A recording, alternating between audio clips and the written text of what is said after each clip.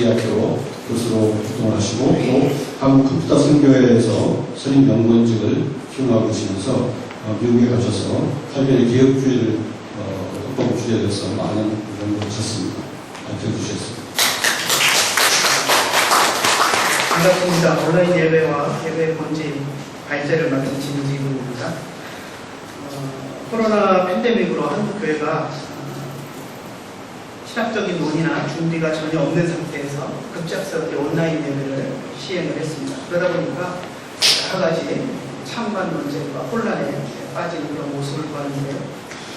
저는 교회사를 전공한 신학자이면서 또한 오래전부터 컴퓨터 선교회와 인연을 맺고 컴퓨터 선교 쪽을 관심을 가졌던 사람입니다.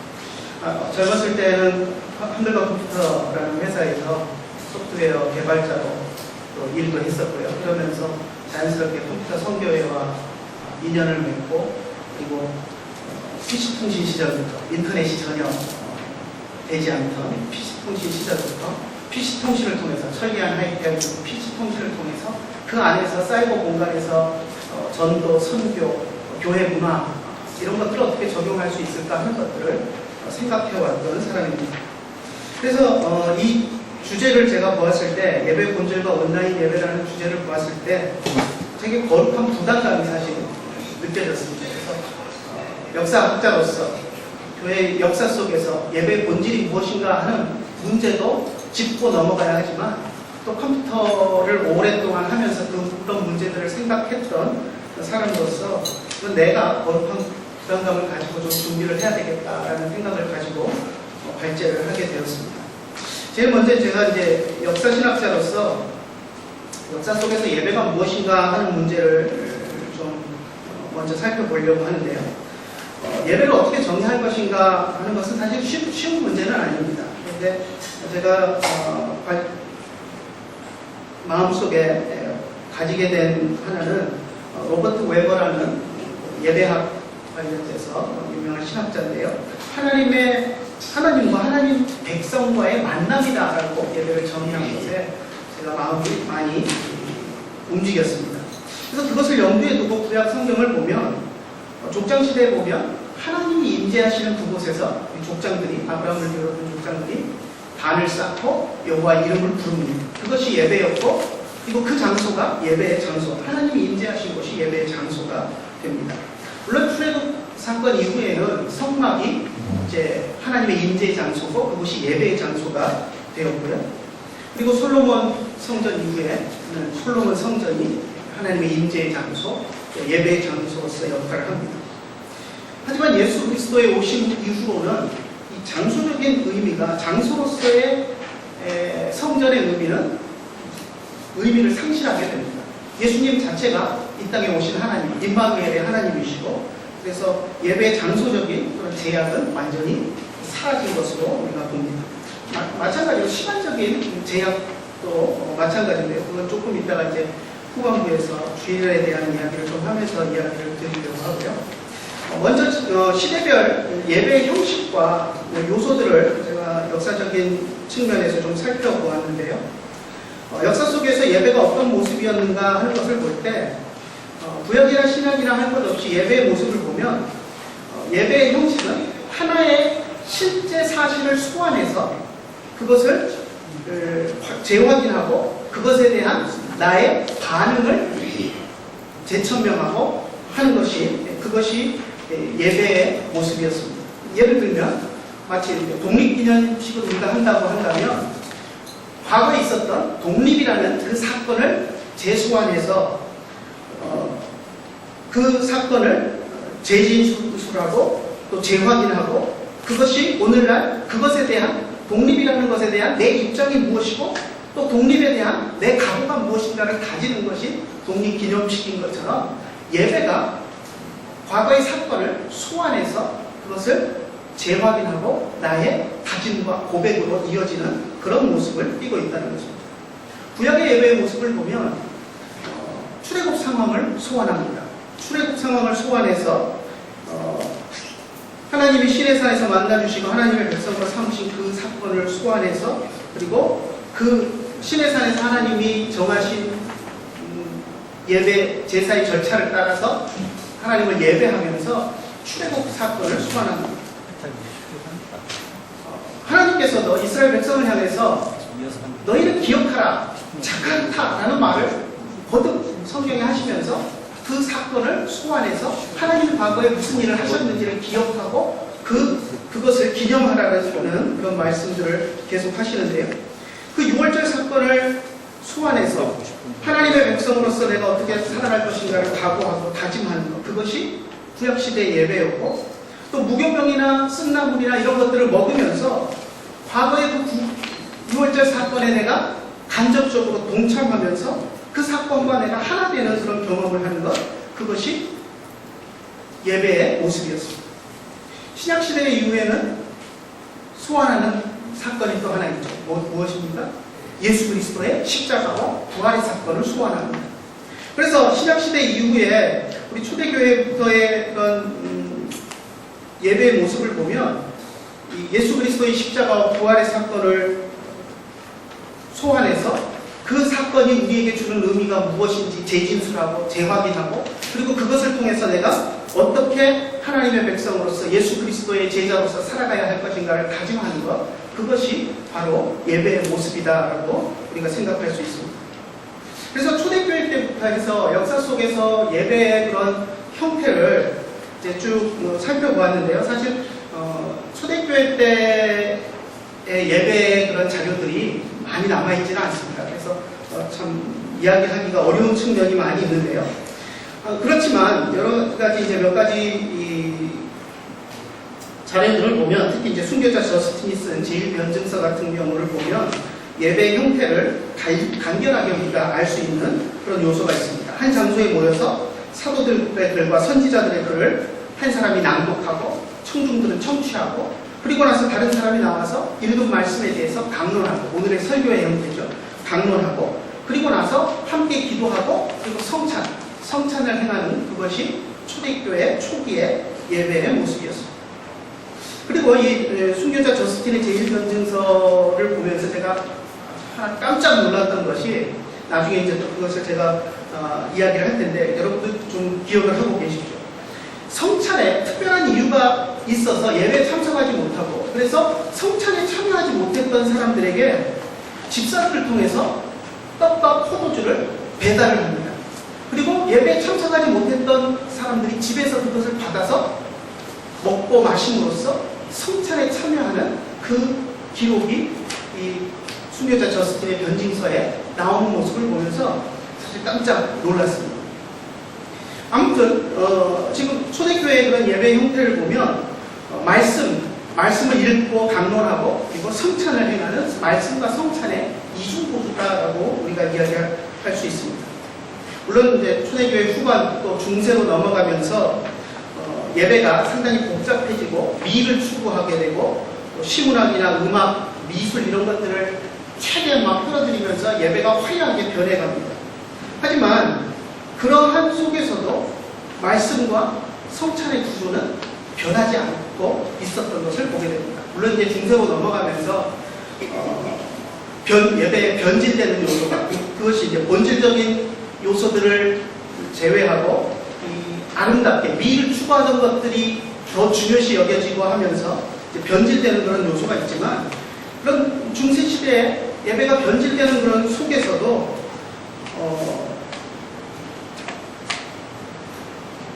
우리 개혁가들이 이제 물론 종교개혁 이전에 있었던 중세시대의 개혁가들이 추구하려고 했던 것은 다시 예배를 말씀과 성찬의 이중구조로 회복하고 돌아가려고 하는 그런 노력들을 했던 것들을 보게 됩니다. 그래서 이런 중세시대의 예배의 변질을 우리가 보면서 반드시 교훈 삼아야 할 것은 무엇이냐면, 예배의 새로운 형태를 수용하고 추구할 때, 미를 가미한다든가 무언가 새로운 형식을 추구할 때 반드시 명심해야 할 것은 본래의 의미를 훼손해서는 안 된다는 것입니다. 그래서 중세시대에 변질된 예배의 측면들이 분명히 우리가 있는 것을 인정하고 알고 있지만, 많은 개혁가들이 몸부림치면서 또 말씀과 성찬의 이중구조를 지키려고 했던 그러한 모습들이 중세 교회의 역사 속에 보이게 됩니다. 종교개혁자들의 예배를 볼 때에도 사실 우리가 종교개혁을 이야기하면 많은 사람들이 도덕적, 종교적 타락을 개혁한 것이다 이렇게 생각을 하는데 저는 그렇게 보지 않습니다.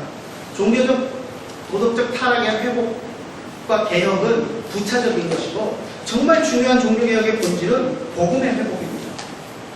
복음을 잃어버린 교회, 공로주의에 휩싸여서 예수 그리스도의 보혈로 구원받는 복음을 잃어버린 교회의 복음을 회복하는 것. 그래서 복음이 담긴 말씀을 다시 회복하고 변질된 성찬을 다시 회복하는 것. 그것이 종교개혁의 가장 중요한 요소였습니다.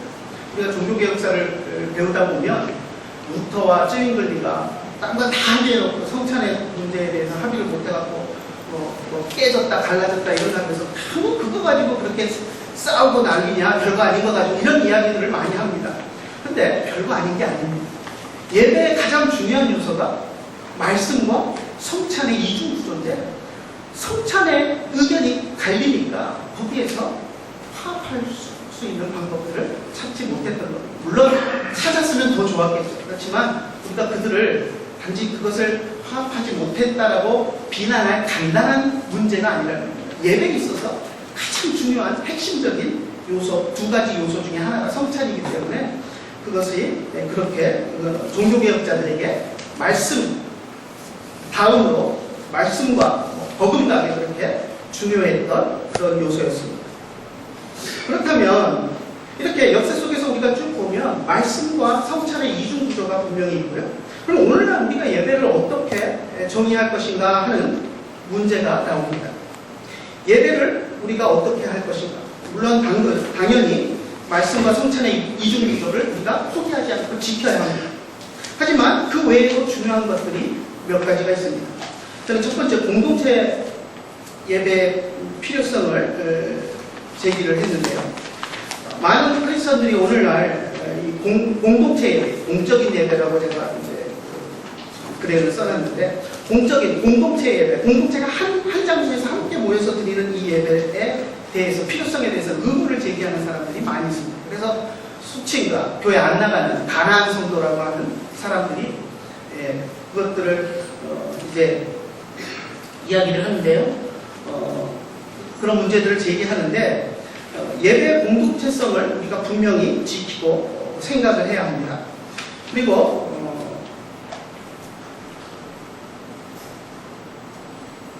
예배 한 장소에서 모여서 드리는 그런 공동체성을 회복해야 되고요. 또 하나, 두 번째, 예배의 형식적인 면에서 형식이 반드시 필요한데요. 형식적인 면에서 우리가 먼저 생각해야 될 것이 장소적인 문제입니다.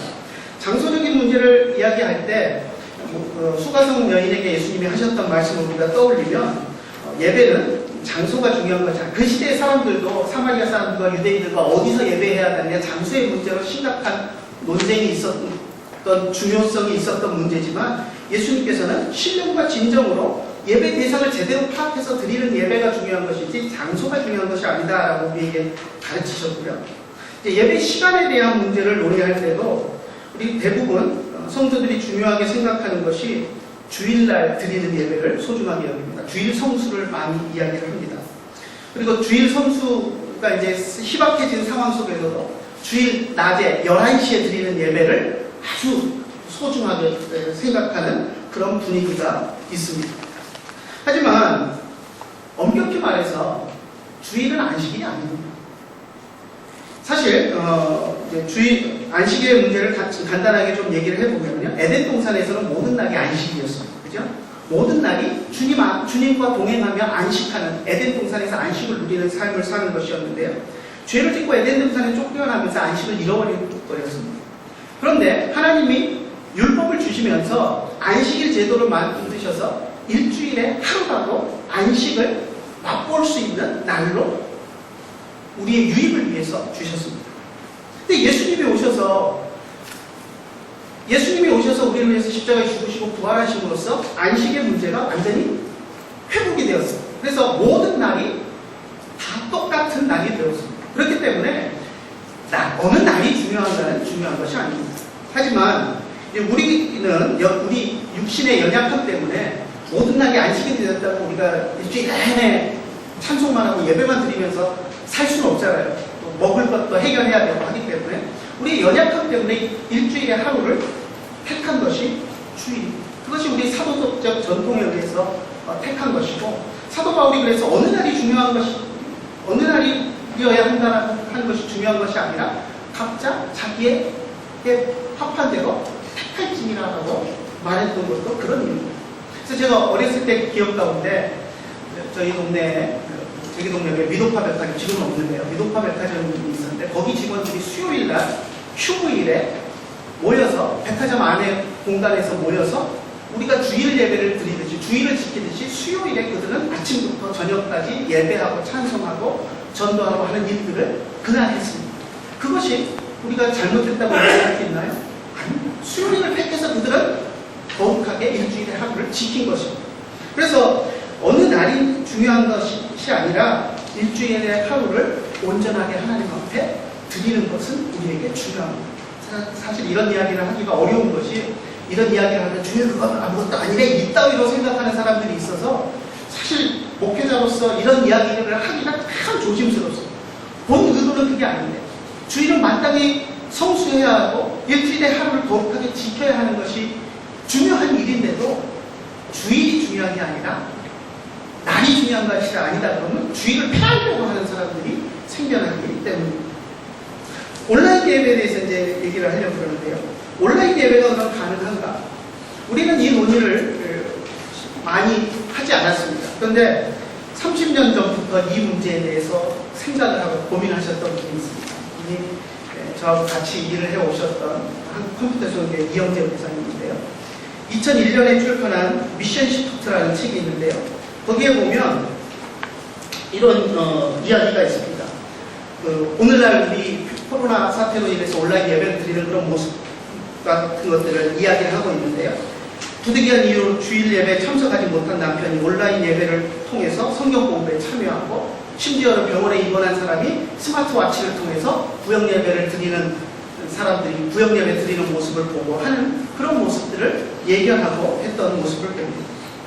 30년을 한결같이 컴퓨터 선교 일을 해오면서 컴퓨터 통신망과 인터넷 발전을 예견하고 이러한 선견을 했던 그러한 이영재 목사님의 모습을 우리가 좀 보면서 배워야 할 텐데요. 선견적인 모습을 배워야 할 텐데, 온라인 예배가 이제 시대적으로 필요한 시대가 되었습니다.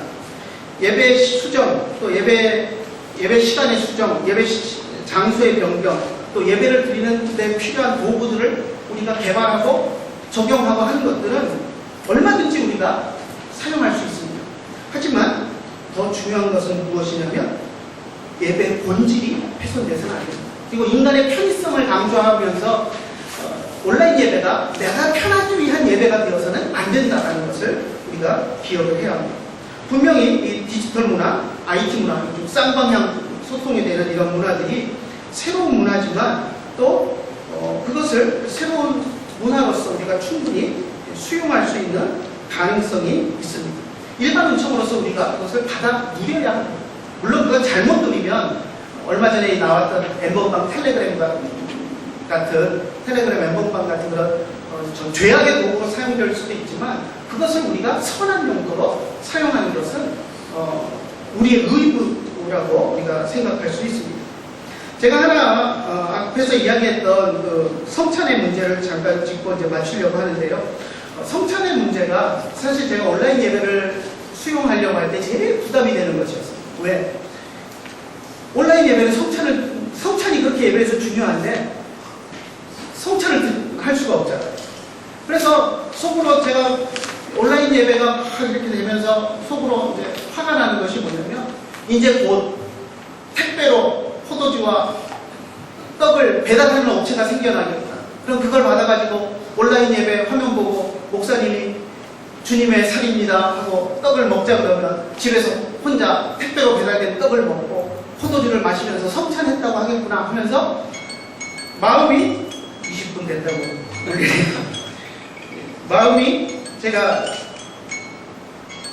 참 좋지 않았습니다. 그런데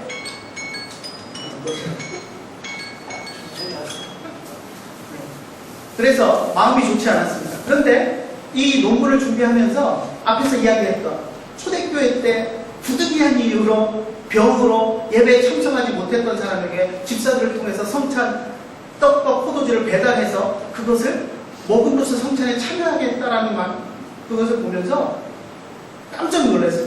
그때 초대교회 때도 배달된 성찬을 먹었다면 오늘날 우리가 온라인 예배를 드리면서 그것이 안 된다고 할 이유가 없지 않는가 하고 제 생각이 좀 열리게 되었습니다. 그래서 이제 그런 것들을 생각하게 되었고요. 특히 이제 우리 예배 형태에 대한 반성을 조금 하게 되었는데요. 오늘날 많은 사람들이 공동체성, 온라인 예배를 드리고 공동체성이 없어지지 않느냐라는 이야기를 합니다. 그런데 오히려 저는 공동체성이 온라인 예배를 통해서 더 확보될 수 있는 측면을 보았습니다. 요즘 우리가 교회들 보면, 큰 교회들 보면 1, 2, 3부, 5부까지, 6부 뭐 이렇게 예배 드리는 교회들이 있는데요. 한 1, 2, 3부까지는 담임 목사님이 한 주제를 가지고 설교를 해도 나머지 또 다른 4부, 5부 예배는 전혀 다른 설교자가 다른 본문을 가지고 설교하는 모습들을 봅니다. 여러분 그 공동체가 4부 예배 다른 설교, 다른 말씀을 읽고 다른 말씀을 들은 그 공동체가 다른 시간에 같은 장소만 공유했다는 이유로 그게 공동체성이 확보가 됩니까? 저는 아니라고 생각합니다. 공동체성이 확보되지 않습니다. 오히려 온라인 예배를 드리게 되면 공동체성 확보가 되는 가능성이 있습니다.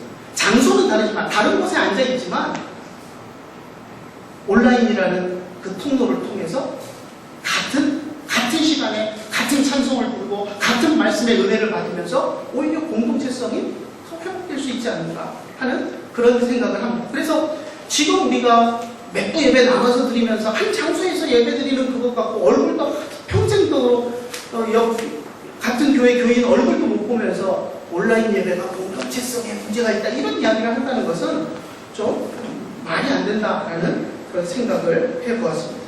그래서 이제 마지막으로 제가 이제 한 가지 마지막 끝으로 이야기하고 싶은 것은 이영대 목사님이 이런 이야기를 합니다. 교회는 사회 어디나 존재해야 한다. 여러분 땅끝이 어디라고 생각하십니까? 사도 바울은 서바나라고 생각하고 땅끝까지 복음을 전하려고 열심히 뛰어다니는 것을 우리가 보는데요. 저는 사이버 공간이 땅끝이 아닌가 하는 생각을 해봅니다. 그래서 그 공간 안에서도 그것이 사이버 공간이고 그것이 사회라면 사이버 사회라면 그 안에도 교회는 존재해야 한다라고 생각을 하고요. 그래서 상당히 이 온라인 예배의 가능성을 열어두고 우리가 평가를 해야 한다라고 생각을 합니다. 이상입니다.